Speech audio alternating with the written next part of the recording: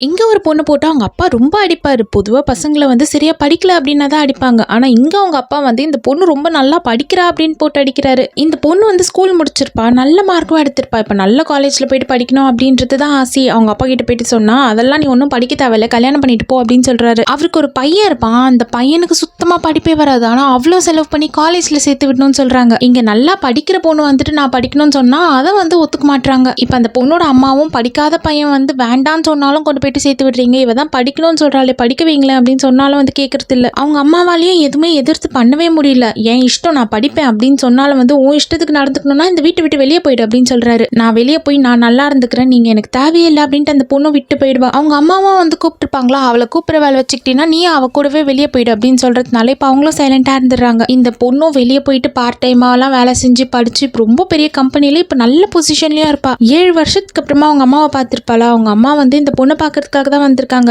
என்னால உன் அப்பா கூடயும் உன் அண்ணன் கூடயும் இருக்கவே முடியல, அதனால நான் உன் கூடவே இருந்துட்டுமா அப்படின்னு கேட்டிருப்பாங்க. உன் அண்ணனுக்கு வேற கல்யாணம் ஆகிருச்சு, வந்த மருமக வந்து என்னை ரொம்ப கொடுமைப்படுத்துறா, நான் உன் கூட இருந்துடுறேனே அப்படின்னு சொல்றதுனால சரி அம்மா தானே அப்படின்ட்டு அந்த பொண்ணு விட்டுருவா. இவங்களும் பொண்ணு கூட ரொம்ப நிம்மதியாவே இருந்தாங்க. வீட்டுல வந்து பொண்ணுக்கு ஹெல்ப்ஃபுல்லாவும் இருப்பாங்க. எல்லா வேலையும் செஞ்சுக்கிட்டு 2 பேரும் வந்து ரொம்ப ஜாலியாவே இருந்தாங்க. இப்போ இந்த வேலையெல்லாம் நீங்க செய்ய தேவையில்ல, நான் செய்யறதுக்கு ஆள் வச்சிருக்கேன்னு சொன்னாலும் கேட்க மாட்டேங்கிறாங்க. இத்தனை வருஷம் தான் நீ தனியா கஷ்டப்பட்ட, இனிமேல் நான் எல்லாத்தையும் உனக்கு பாத்துக்கிறேன் அப்படின்னு சொல்லுவாங்க. எல்லாம் நல்லா தான் போயிட்டு இருந்தது. திடீர்னு ஒரு நாள் ஏதோ ஒரு பொண்ணு வந்து வீட்டுக்குள்ள உட்காந்துருக்கா. யார் நீ ஏன் வீட்டுக்குள்ள உட்காந்துருக்க அப்படின்ட்டு இப்படி திரும்பி பார்த்தா இப்ப இந்த பொண்ணோடைய அண்ணனும் அப்பாவும் வந்திருக்காங்க. அண்ணனோட வைஃப் தான் அங்க உட்காந்து இருந்தது. இத்தனை நாள் இந்த பொண்ணு இருக்காளா இல்லையா அப்படின்றது கூட பாக்கல. சரி செஞ்ச தப்பெல்லாம் புரிஞ்சுக்கிட்டு மன்னிப்பு கேட்க தான் வந்திருக்காங்க அப்படின்ட்டு பார்த்தா நாங்க தானே உன்னை வளர்த்தோம், அதனால இனிமேல் எங்க எல்லாரையும் நீ தான் பாத்துக்கணும் அப்படின்னு சொல்றாங்க. குடும்பத்தோட வந்து உட்காந்துட்டு இந்த பொண்ணு வந்து படிக்க விடல. ஆனா வந்து இப்ப அந்த பொண்ணு சம்பாதிக்கிற காசு மட்டும் வேணும் அப்படின்ட்டு உட்காந்துக்கிறாங்க.